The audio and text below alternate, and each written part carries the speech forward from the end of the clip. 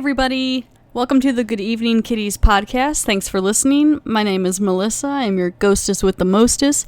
And today's episode is Season 1, Episode 4, Only Sin Deep. I'm going to do a review here of this episode. Let's go ahead and get into it. So I'm going to go ahead and read from the back of the video.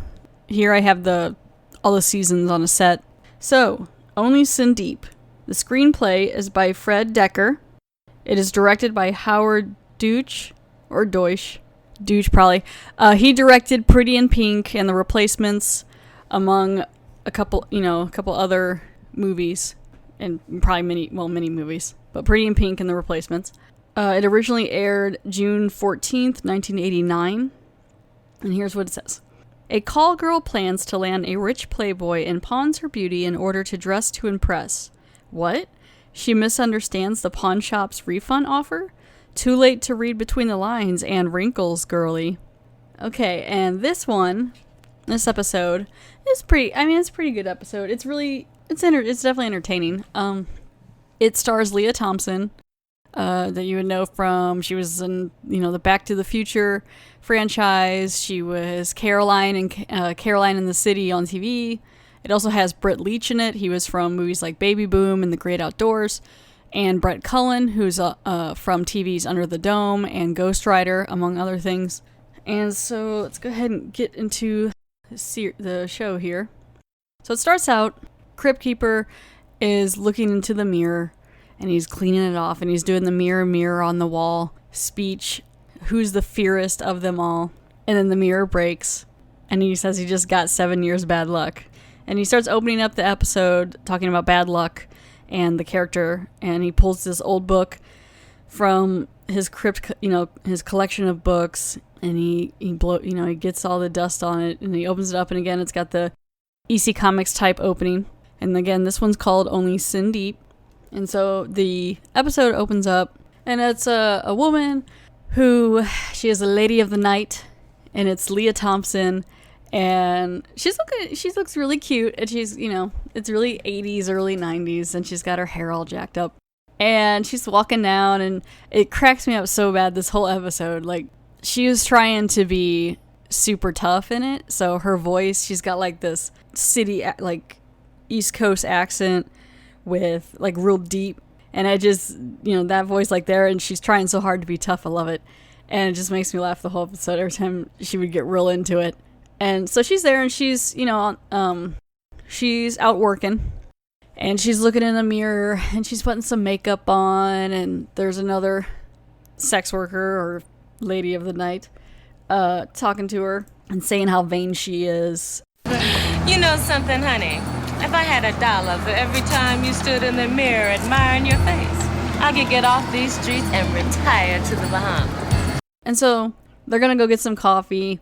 And then up comes a man who is kind of a pimp-like character, and he makes an offer to Leah Thompson, like, hey, do you need any representation? And she's like, no, you can leave. And of course he's upset, but he's not like super mad. He was being, he wasn't super angry about it, but he does grab her coat and pulls her back. And she says, you should touch me again, you're gonna regret it. I'm gonna say this once. You touch me again, I'll shoot your tip off. And he's saying how she could use some protection, and she's just ready for him to let go of her. And so he touched her again, so she's pretty upset. And this part's kind of shocking. Like, I didn't really see this coming. I guess she just felt really into whatever she's doing. Because the next scene, it shows her, well, and then also, like, right before that scene, she's looking over, and there's, like, a real swanky party going on at a place across the street. Her and her friend are talking about how one day they could get into that. Leah Thompson's character is saying how, she's gonna get herself a real rich guy one day and get off, the job she's doing and just, live it up based on her beauty. So anyway, she goes up to the man who was propositioning her to be her pimp, and she kind of starts to act, like she's interested. And so he's like, okay, good. And so she's trying to make some sort of statement to her friend, and she kind of comes on to him and leads him into this alley. And her friend's watching, like, what is she doing, And so she brings her into this alley. It's a very scary alley. There's, like, smoke and everything coming up, and, and she's coming on to him and kissing him and things like that. like all that. And so she reaches into her purse and she grabs this gun, which I find really bold. That this is what she does. She puts the gun to his chest and she says, "Give me your jewelry," because he has all this jewelry. And he's like, "Are you crazy?" And she's like, yeah, I am crazy. Give me your jewelry." And so he's giving him all the jewelry. She wants the watch. He says, "What do you? Not my watch." And she's like, "Just give it to me." And so he gives all her the jewelry to her, and he's threatening that she won't get away with it. And he goes to grab her, and I don't think she really meant to kill him. I think she at least just wanted to get the jewelry so she could get a little more money and get out of her situation, which is kind of what happens in the future here a little bit. She's going to head to a pawn shop, but they get in this little fight here in the alley, and she turns him around and goes to push off, but she pushes off with her hand that has the gun on it, and the gun goes off. So she ends up shooting him kind of in the stomach chest area, and he goes down. But she doesn't seem to be too upset about it. She's like, "All right, yeah, that's what you get." And then she just takes off running and tells her friend that she's a freelancer now. And her friend's like, "Oh, great, awesome, thanks for," sarcastically, "thanks," because the guy didn't seem super bad. I think he took care of her friend pretty well as far as that whole situation goes.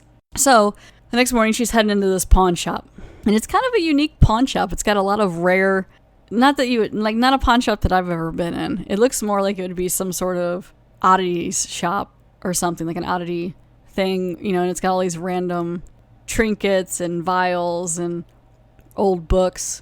And so she's trying to get this guy to appraise all her jewelry that she just took off that guy. And she's walking around, and she's really working that accent, and she's looking around at all these old trinkets and masks, and in walks, through the door, a lady, and she's got a mask on, and it's not a mask on, she's got like a veil that you would wear when you're in mourning. And she's walking in kind of old acting, and she's calling the pawn store owner a bastard and saying that you stole it. And this is, definitely foreshadowing. And so she tries to attack him with her cane, and the pawn shop owner is, "Get out of here." And finally the lady goes and leaves. Didn't really put a huge fight up, but she goes and leaves. And Leah Thompson was kind of watching this, she's laughing, you get all kinds of crazy people in here, And this pawn guy, he didn't have the best teeth. He didn't really take too good of care of himself. So he's sitting there, he's looking through it with the jeweler's eye and everything. And, she's asking, what, because I guess you pawn the item in, and then you can also come back and buy it back at a different price if you wanted. Before he would go to sell it, you have a certain amount of time before he would put it on the market. So she was, wondering how much it was going to be, and she finds out she has 4 months is the time, which that seems a pretty good amount of time, really, before he can put it on the shelves. I mean, so she's got 4 months, and he says he's not taking the watch. The watch was stolen. It's not worth really what, he doesn't want it in his store. And he's saying, it doesn't matter how pricey this watch is or anything. I don't want it in my store. I can tell it's been stolen and messed with. I don't want to even deal with it. He doesn't want to buy her jewelry. He doesn't care about where she got it. He can tell it was stolen. So he's like, I don't even want to mess it. So she goes to leave, and she's really angry, and he's like, wait a minute, come back here. There's something that I would like to buy off of you. And right away she's like, I stopped doing that job last night, And he's like, not that. And he wants her beauty. And she's like, my beauty? All right, sure, whatever. And he offers her $10,000 to get a cast of her face, like a plaster cast of her face, which that's pretty good. I mean, really, that would be hard to pass up if someone only wants to just get a plaster cast of your face and they'll give you $10,000 in the situation she's in. Yeah, that'd be pretty tempting. And he's really flashing those nasty teeth right now. He's got the cash up, and he's, $10,000 cash right here just to get, some of your beauty. And she is intrigued. She's like, all right, let's do this. So he closes up the shop, temporarily. And he's making this plaster, and he's stirring it all up. And they're in the back room, and it's there's more masks and things back there. And, it's very interesting to me that this pawn store guy, which I guess he learned it from some sort of trinket he found, but he knows magic and knows what he's doing this for a reason. And there's also other masks of other people, I think other women mostly, up on shelves. And so basically she's saying, okay, so I got 4 months to redeem my beauty if I want it back. as a joke, like you could actually redeem, And he's like, yeah, that's right. And he's on the side while she's not looking at him, and he's over there just waving his hands over the bowl and, doing, whatever he's doing to get what he's wanting. And so he's telling her to hold still, and he goes and puts the mask on her. It looks like oatmeal, a little more thinner than that. But yeah, so you can see like there's other masks of, well, I guess it looks like men too. So other people's masks in the shelves as well. And so she gets the mask done. She walks out. She's got her check. She's feeling pretty good. Not her check. She's got her cash. She's feeling pretty good. And so she's like, all right, well, I got this cash. I'm going to go fix myself up. But in the meantime, the guy is back in the pawn shop while she's doing this to go get, she's going to go get some new clothes and get herself all treated, good. And so he's in the back and he's got candles lit and there's some snakeskin. And he's back there and he's got the plaster of her whole head. And he's humming and chanting over it, blowing some dust in the air, his eyes rolling back in his head. He's getting this whole thing going, and apparently he has, in one of the rooms in the back of the pawn shop, is his dead wife. And she's in a coffin with a bunch of candles and flowers and things and perfumes going around her. And I guess she'd be pretty well preserved. I don't know. She looks pretty dead. It's like a skeleton with the skin, but she's in a wedding gown looking thing. And I don't know, they don't really say like if she died when they were getting married, but I don't think so. I think he just put her in a white kind of gown. And he's basically wanting to take the beauty of others to bring his dead wife back.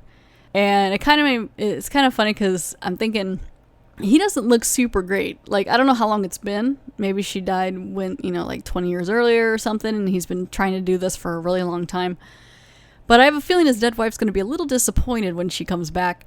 He didn't age super well, and he spends a lot of money just to get these casks. I mean, if he had at least 8 of them on that shelf, probably 6 or 8, that's $60,000 to $80,000 he's spending on getting casks of people. And I don't know how many you need. Maybe you need 10. But that's a lot for a little pawn shop. I'm just wondering how he makes that good of money in this kind of town. But, that's fine. Maybe he didn't pay 10 grand for all the other people. Maybe he was feeling generous because he only needs a few masks left. His teeth aren't that great. He's put on some weight. He's kind of balding a little bit. So I don't know how pleased she will be. But he basically, wants to bring her back just like the day they were married. So now we're back to Leah Thompson's character. She goes and she gets herself a spa day. And she's grossly chewing gum while she's getting her hair done. And she's getting, she's reading a magazine. She's getting her makeup done. She's buying clothes. And she's getting herself all, prettied up so that she can go out and get herself a rich playboy. And actually, the hair that she has here, once she gets all nice, it's actually, like, it looks a lot better than it did earlier. She kind of changes her hair for the party, which doesn't look super great to me. I don't know. But she's, she a lot of, it's very pretty woman, and it kind of, she's dancing around different clothes and looking more like she does normally, like in more Caroline in the City, Leah Thompson. But she's having fun, and she's, just in her apartment kind of trying on different clothes and looking for what she wants. And she finds this really cute, like, black dress, and then she kind of ruins her hair a little bit, at least in my opinion.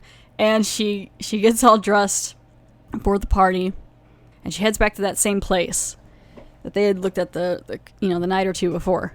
And she gets herself a limo ride over, and she gives a glance to her friend across the street who's super angry looking or somewhat confused. And she walks into this party, and she's got the black dress on and her hair kind of did up, and she's looking around. She's looking around for, I guess the richest guy, or she's looking for whoever's the most well-to-do, or probably whoever's place this is. I think it's more like a building. I don't know. Could be a penthouse or something. And there's a lot of people who are all dressed up, kind of black tie, and they're all kind of checking her out and giving her dirty looks a little bit. And then she's looking around, and she sees in the distance there's it's not super. There's a blonde guy. I was gonna say handsome, but not real. I don't know. He's all right, and he's over to the side, and he's talking with a blonde woman, and they're obviously a couple, or working on that because they're together and they're talking, and he kind of glances over and sees her, and he's instantly smitten, and he points to her like, let's go talk. Like, he tells his butler or whoever's there to come bring her over because he wants to talk to her. And so he just abandons this other woman. He's like, okay, bye. And she's like, oh, I thought we were talking. But he just abandons this other woman and goes over to meet Leah Thompson, who has grabbed a glass of champagne and is waiting for him outside on the porch. And he goes over there and he's, saying hi. And she's like, hey. And she's kind of playing hard to get. And she's over there hanging out and he's kind of following her. And she finds out, this actually is his place. So yeah, this is his house. I'm assuming it's a penthouse. It looks like they're kind of up on a deck or something.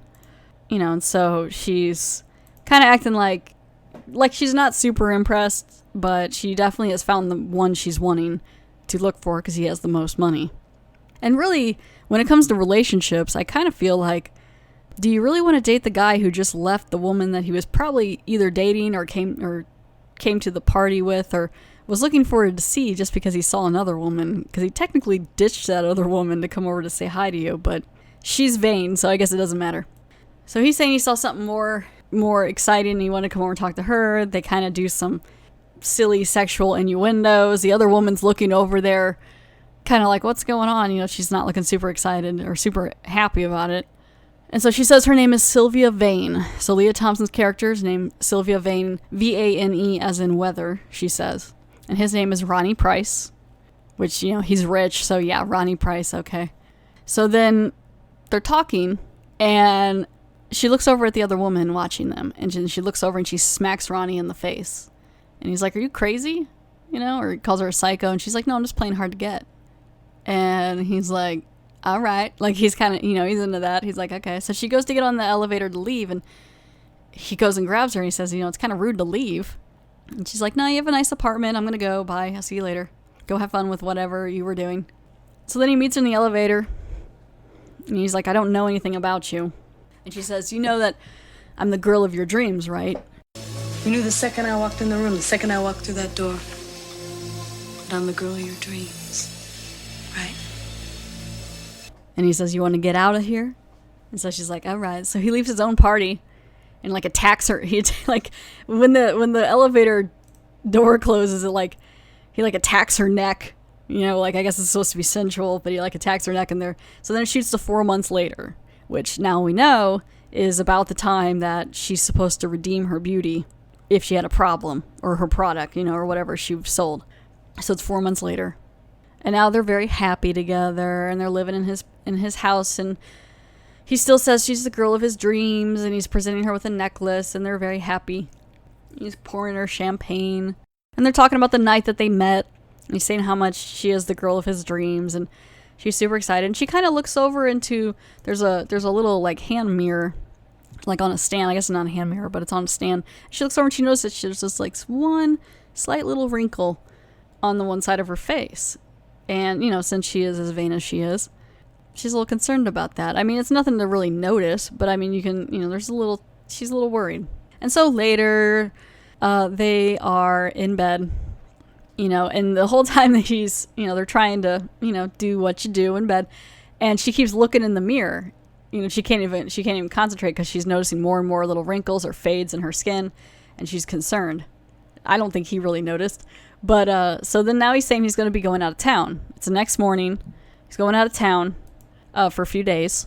And she's kind of she's sitting at her makeup counter looking for some foundation. And you can tell now by the next morning, there's a little more of a wrinkle that's around the eyes, like some crow's feet, and a little bit of sagging skin on her face. The rest of her doesn't look like anything has really changed, but it's mostly her face, which is really the part that she loves about herself the most, I think. So that, that's probably why.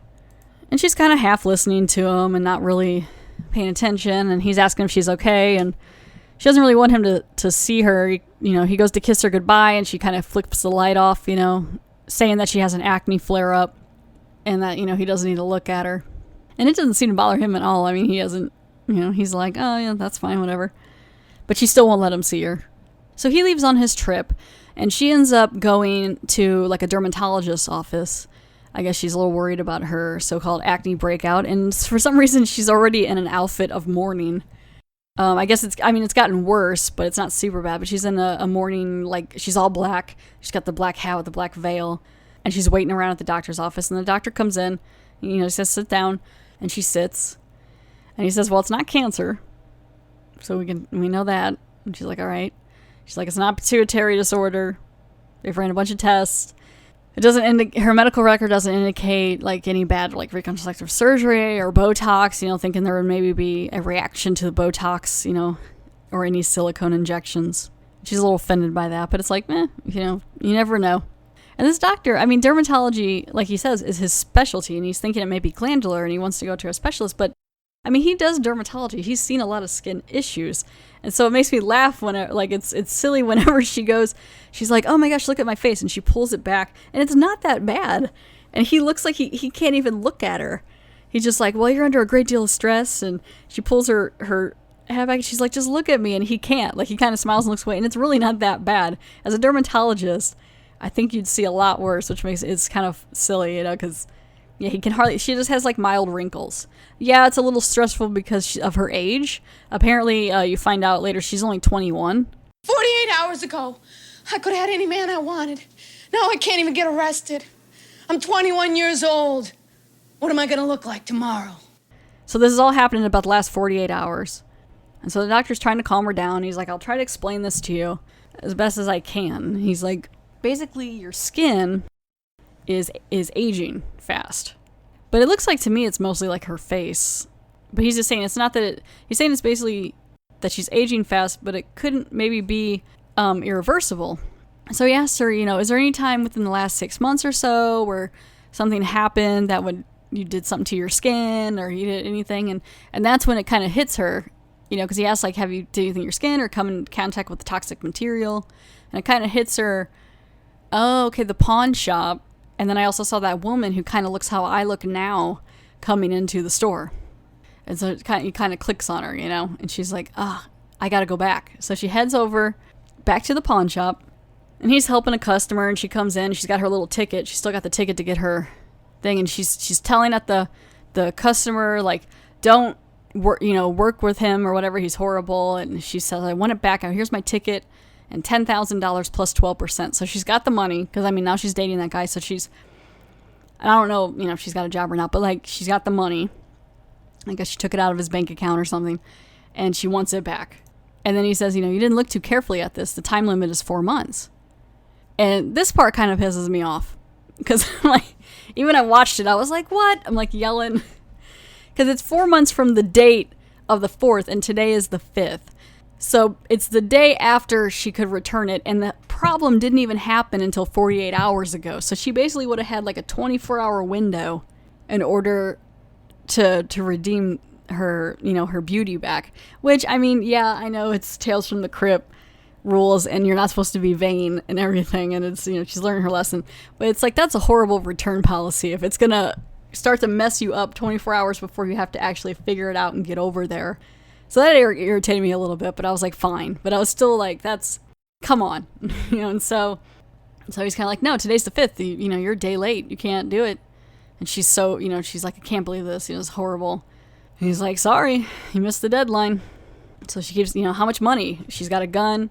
She wants, she's really throwing everything out. She's, how much money do you want? Screw your deadline. She points a gun at him. And then as she's kind of, and he's like, it's not for sale. You're done. I can't help you. And then right as she's pointing the gun, from behind her, a cop comes in, and so she puts the gun down immediately and like hides it and puts her veil back down. And the cop's on like, hey man, talking to him and bringing him a coffee. And so she goes and leaves behind him. And the cop kind of comes, gives him a coffee. And the pawn shop guy puts a little alcohol in their coffees before he goes back on the police beat there. And so she goes back to the penthouse or the apartment, and she starts grabbing as much jewelry and things that she can. She's going to try to win this pawn shop guy over. And so she's just grabbing anything that would be remotely valuable, and putting them in a bag. And as she's doing this, as she's going to leave and grabbing everything, her boyfriend comes home, and he doesn't recognize her. And I kind of see why her face has gotten worse. She still has the same kind of like body type, and her voice isn't too much different. But, she's also ruining his apartment. She's not just running around. She's breaking things and breaking windows and, and so you'd be pretty alarmed. He comes walking in with his stuff, and she's grabbing everything and so, not looking at him and just throwing things around and breaking windows and stuff. So, he's like, who are you? Like, why are you here? Why are you on, or why are you in my house? And so she's, she says, she's like, Ronnie, hey, it's me. And he's like, how do you know my name? Like, he doesn't recognize her at all. And so he goes to call the police. And he's on the phone, to report a burglary. And she pulls out the gun and she shoots him. And, the first shot hits him. Second shot breaks the glass behind him. I think it hits him too. I don't know, somehow it breaks the glass too. But what I was thinking is, so she shoots him and he dies. And it's pretty loud right there, right, she's right there. So I'm like, that poor 911 officer, or operator, the poor 911 operator is freaking out as soon as they're done, as soon as he got shot. Like, oh my gosh, what's your location? Who are, can you hear me? Can you hear me? So I'm like, ooh, that's going to be a rough day for that operator. That is a tough job. So, I mean, props to those who do that, because that's not easy. And so she, unloads pretty much every bullet into him. It's pretty gory. You can see how they did the last shot there. You can kind of see how they did like a blank, like a flash shot on his shirt with like a blood packet. But it's pretty good. And now she's looking pretty wrinkly in her face, and she grabs the money and she grabs her bag full of jewelry and she takes off. And he's laying there bleeding to death. And so she goes back over to the pawn shop. It's closed. And she's trying to open the door. She can't. There's a huge lock on it. She runs around the back. Still can't get in. Huge locks. He puts big locks on his doors. She gets a trash can, like a metal trash can, and she's hitting the door, and it breaks open. Which it breaks more like the lock, like the actual switch on the door frame and not the lock itself. So it just kind of like busts the door on the side. And she goes in there and she's got her veil on and she's trying to find this pawn shop guy. And she sees all the other faces in the shelf and she's looking at them and she's walking around and she sees her face laying there next to all these candles, putting the veil really close to the candles, waiting for that to light on fire. And so she goes into the side room and that's where she sees the coffin. And so there's a woman, there's an actual woman in the coffin in her dress. So it looks like whatever he's been doing has worked. So the woman is alive. I mean, she's not awake, it doesn't look like, but she's laying there and she looks like a whole person. And so she walks up to this woman and, she goes to touch her, kind of feel her hand, and then the pawn shop guy grabs her. And he says, that's the way she used to look. And she was so beautiful. And he just says he needs other women's beauty to keep her that way. Okay, so I guess it is all women that he was using. And he says it's a small price to pay, but it's still a lot of money. And so she's like, I don't care. I don't care what you're doing. I want my face back. I want my beauty back. And she starts throwing a bunch of jewelry on the table. She's like, that's worth more than $100,000. Just take it. I want my beauty back. And then she pulls her face back to kind of show him. And it looks pretty bad now. It's not, it looks like her face is kind of melting a little bit, wrinkly. And even he seems a bit like freaked out by it. Like he's in shock. And then he's like, okay, yeah, sure, I could do that. I could give you your beauty back, but he's getting really irritated, He's like, if that's what you really want, I can give you your beauty back. And then he pulls out a piece of a newspaper by the New York Globe. And this part is kind of weird too, because it's like, he shows the New York Globe and it's a front page and it says Playboy iced by gold digger. Now this just happened. This is a quickly published newspaper.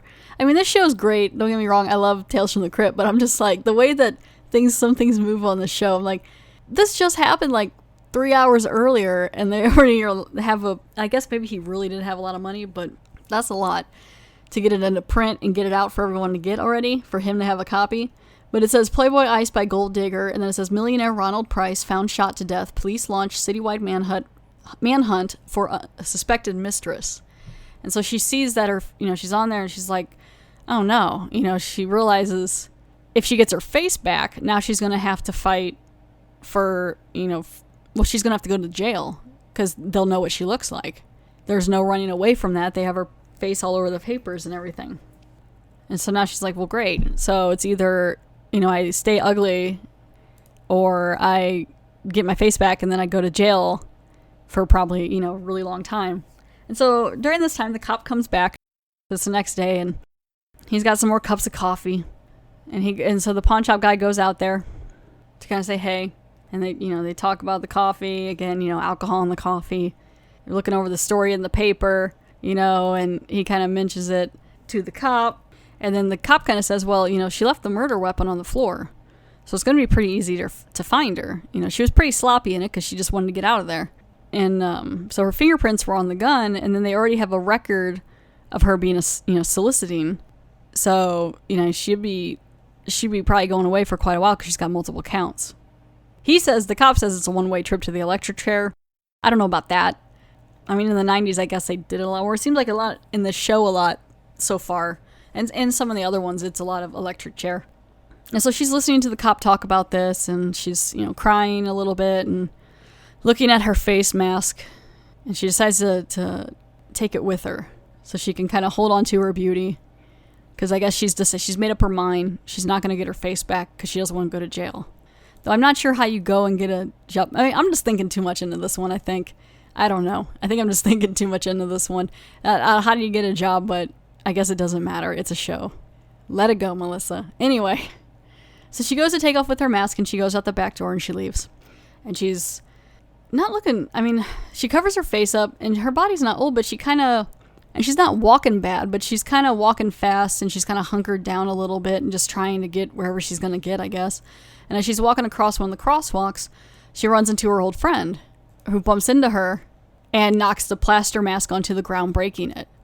And, her friend is, cusses her out and is like, calls her old and ugly. Why don't you watch where you going, you old, ugly, trifling bitch? And everyone's kind of gathered around, and Leah Thompson's character is kind of crying over the broken mask, and because it was the last of her beauty, and she's trying to put it back together. And why she's like sitting in a wet gutter kind of thing and trying to put it back together as everyone kind of watches. And some people walk past, but there's still quite a group kind of watching her there.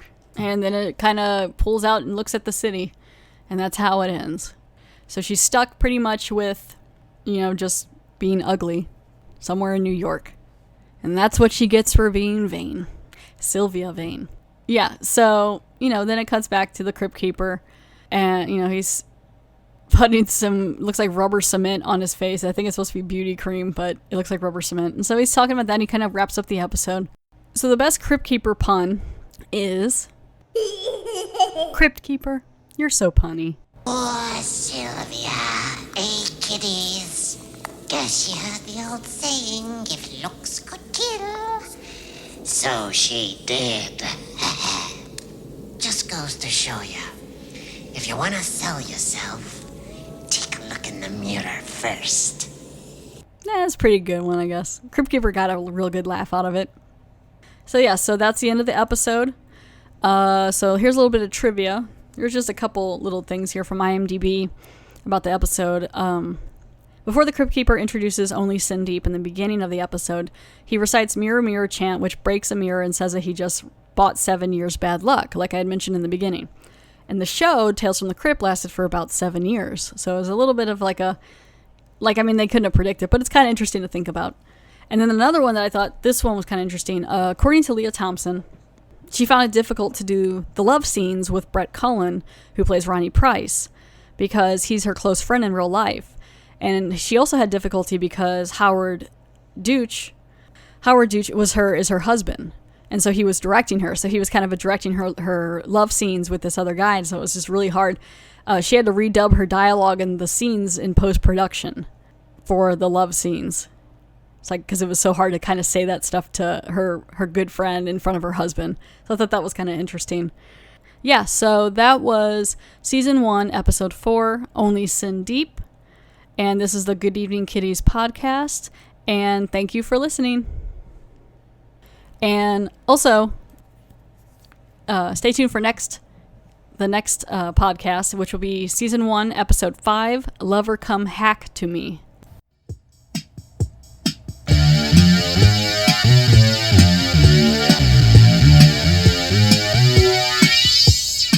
I just had quite a scare.